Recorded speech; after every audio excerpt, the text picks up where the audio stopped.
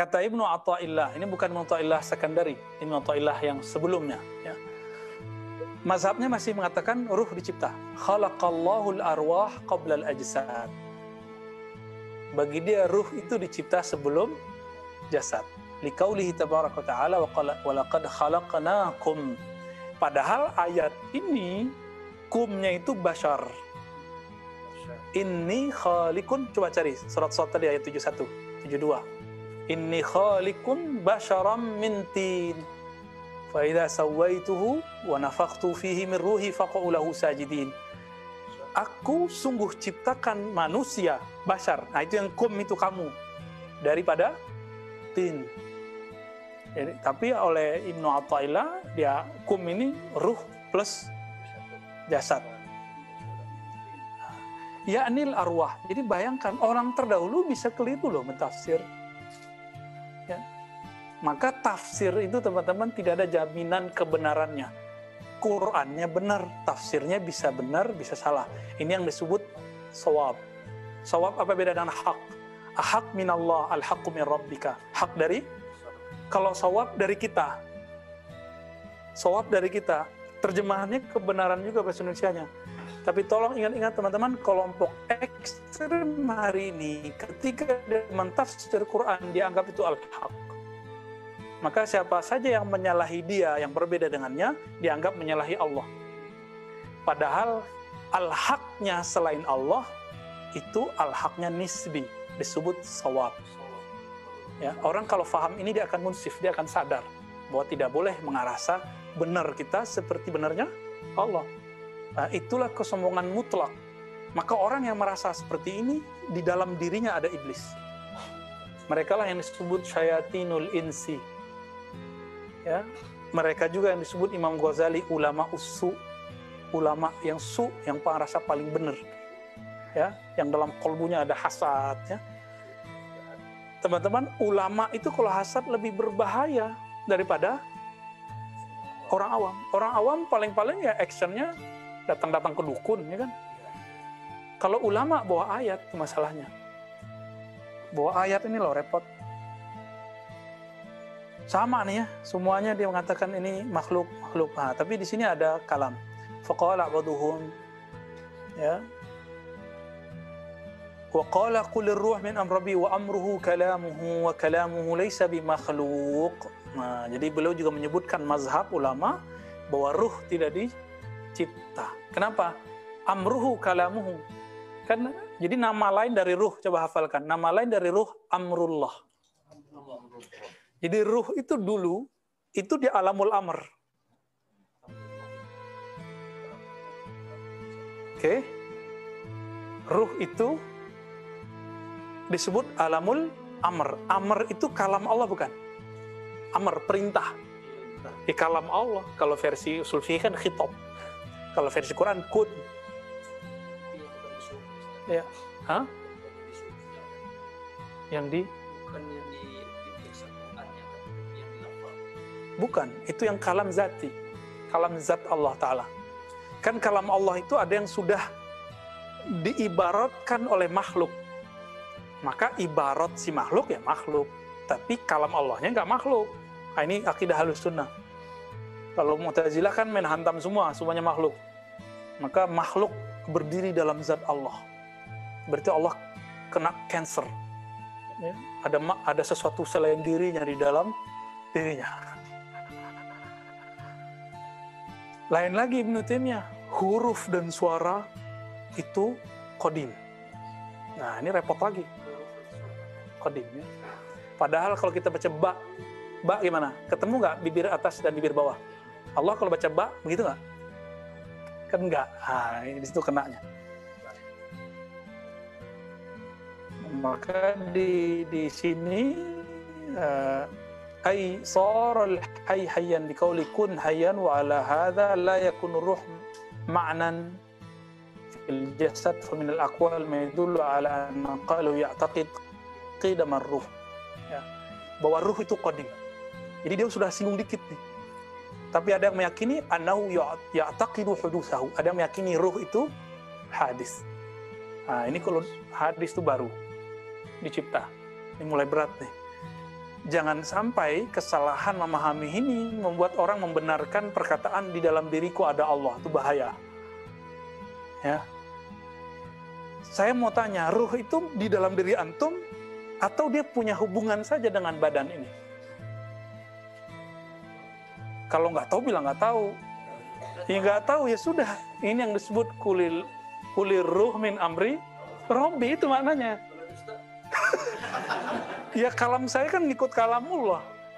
Allah bilang hubungan ruh kamu dengan diri kamu itu min amri, itu hubungan tiupan dengan sang peniup. Ya, apa hubungannya? Antum nggak ketemu kan sama yang meniup? Nggak kebayang kan? Karena kita tidak tahu hakikat zat dari yang meniup, maka kita tidak akan pernah tahu hakikat dari ruh. Gak usah jauh-jauh deh. Udah pernah ngeliat jantungnya sendiri belum? Merem terus masuk ke dalam diri ngeliat jantung. Udah nggak? Nggak ada kan? Nggak ada. Berarti tubuh yang fisik pun kita nggak tahu semua. Apalagi diri yang hakiki ruh. Itu maksudnya kulir ruhu min amri Rabbi. Kalau Allah kasih tahu di zaman sekarang berarti antum wali. Ya, ini kata kunci. Man huwal wali? Man ruziqa bi ma'rifatir ruh. Itu definisi saya. Ya. Wallahu alam nih. Tapi kira-kira kalau dirumuskan, siapakah wali hakiki? Orang yang berikan ma'rifatur ruh. Inilah man arafa nafsahu faqad arafa rabbahu. Imam Ibnu Qudamah yang mengikhtisar dari ikhtisar Ibnu Jauzi terhadap Ihya Ulumuddin, dia agak muskil dengan kalimat ini, agak meragukan kalimat ini. Apa kata dia? Kita ganti aja. Man arafa qalbahu arafa rabbahu. Yang kenal qalbunya, dia kenal Rabbnya. Itu justru peningkatan. Karena kalimat yang ada selama ini, man arafa faqad arafa rabbahu. Ketika Ibnu Qudamah ngomong, man arafa qalbahu, itu dia naik tuh. Siapa yang kenal qalbunya, dia kenal yang bolak-balik qalbu. Naik lagi nih, man arafa ruhahu arafa nafikhahu. Siapa yang mengenal ruhnya, dia akan mengenal yang meniupkan rohnya. Itulah walayah hakikiyah. Dan itu yang punya cuma al-ghaus, al-kutub al-ghaus. Ya, hakikat ruh itu. Ruh itu ada zatnya, ada sifatnya, ada fiilnya, ada namanya.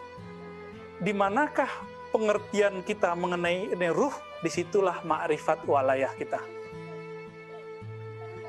Zatnya ruh yang tahu cuma al-kutub al-mutlaq, al-ghaus. Kalau namanya ruh, ini wali bisa tahu, wali kutub, wali abdal ini bisa tahu. Fiilnya ruh, sifatnya ruh. Kalau udah sampai ke sana, ruh itu dia tidak berpisah, tidak akan mungkin terpisah dari yang meniupkannya.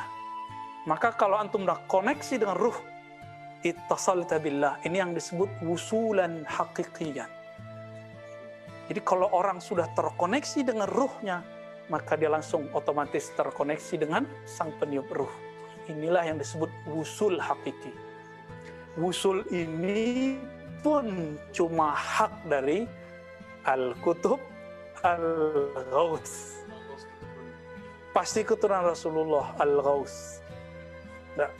Zahir batin. Kalau antum kita ini paling nurnya atau ruhnya bisa terkoneksi dengan Nabi, bernasab ke Nabi. Tapi kalau fisik kan nggak usah iri, gitu aja kan.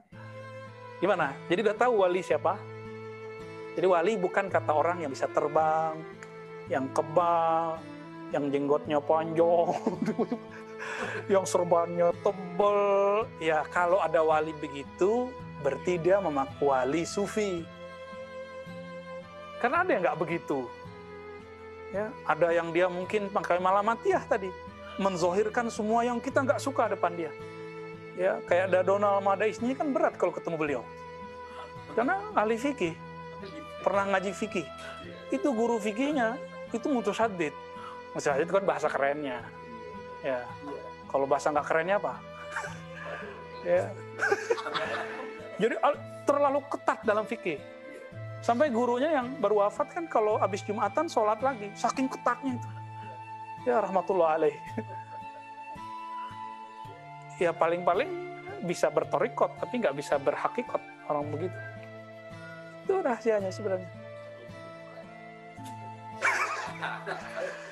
Nah, kita punya amanah untuk ya nyolek-nyolek dikit lah. Ini kita colek-colek dikit. Biar antum di gerbang itu. Saya juga dihantarkan Allah, semoga di gerbang itu, amin ya. Jangan pasti-pastiin mulu, antum nih wali ya, senang-senang aja. Itu mudah-mudahan kita jadi wali Allah. Itu doa kita. Oleh setan ya. Udah jam berapa ini Ibnu Solihin? Hah? Jam 8 belum nih? Setengah 8, Pak. Setengah 8. Ya. Nah, ini belum cerita lagi nih mengenai di Quran ada Ruhul Kudus, ya kan? Iya. Ada Tanazzalul Malaikatu Warruh, itu apa? Iya. Ya. Belum lagi Nabi SAW nyander ke pohon, ke kayu, ya pelepah. Terus dibuatin mimbar sama orang yang berasal dari Rum. Pindah ke mimbar. Kedengeran oleh beliau dan semua sahabat. Si kayu tempat sandaran beliau nangis. Kayak Husain nangis. Gimana? Itu siapa itu? Nah, kita belum cerita kan? Bahwa ternyata di pelepah yang kita anggap sudah mati, di kayu yang kita anggap sudah mati, ini kan menurut kita benda mati. Coba antum ganti ini dengan sofa baru. Itu dia nangis ini. Iya. Walaupun ini udah mulai turun nih kan. Udah minta diganti deh ini. Dia nangis dia kalau diganti. Iya. Nabi ngomong, tanya. Dan itu kedengaran oleh sahabat. Kamu pilih bersamaku di sini atau di surga. Walaupun di sana ada ruh. Jadi di alam semesta itu kita bagi aja ya, ada manusia, ada hewan, ada tumbuhan, ada benda mati, benda jamadat, bukan benda mati, benda kaku. Oke, 4 aja. Kita belum masukin jin, belum masukin malaikat, kita belum masukin ruh yang ahli ruh. Insan, ada ruh di dalamnya. Hewan ada ruh di dalamnya. Nama ruhnya ruhul hayawan. Ruhul hayat, ruh kehidupan. Oke. Apa yang ada pada tumbuhan? Ruhun nabati. Apa yang ada pada jamadat? Ya. Ruh apa yang ada di jamadat, di alam benda-benda? Kan yusabbihu lillahi ma fis samawati wal ardh. Kalau boleh diistilahkan ruhut tasbih. Kalau boleh diistilahkan ya. Ya, itu sahat ta'dir. Ini bisa jadi disertasi sendiri tuh dari sini tuh. Ini nama ruhnya apa? Kalau ruhul hayawani itu sudah diistilahkan dulu oleh Sidi Ahmad Tijani. Ya, qaddasallahu sirrah. Kalau ruhun nabati sudah duluan Imam Ghazali. Ya. Ruhul hayawani juga pernah disebut oleh Imam Ghazali. Jadi Imam Tijani ikut ke sana. Tapi beliau punya istilah satu yang ajib, yang diambil dari ilmu Jabarut. Apa yang membedakan kita dengan binatang? Di dalam ini ada ruh. Jadi ruh ini berlapis. Ada ruhul hayawan, ruh hidup, ruhul hayat. Ada ruh namanya ruhul kudus. Kalau saya makanya pakai alif lam, ar-ruhul kudusu. Kalau Jibril, ruhul kudusi. Kalau ini ar-ruhul kudusu, roh yang kudus. Itulah yang ditiupkan oleh Allah. Nah, ruhul kudus ini, teman-teman, itulah yang arif billah, yang dia kenal Allah. Itulah yang menyaksikan dulu, ra'aitu rabbi, ya, syahidna, aku melihat Allah. Langsung musyahadah dengan pandangannya ruh, dengan basarnya ruh. Itu ruh itu. Namanya ruh, Ar-Ruhul Kudus. Ya, pakai ya ya, Ar-Ruhul Kudusi.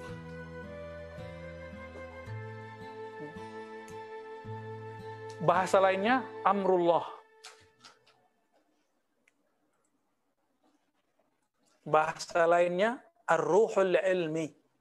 Wa ma utitum minal ilmi illa qalila. Ini istilah-istilah aja. Istilah kan boleh macam-macam. Ya, barangnya sama.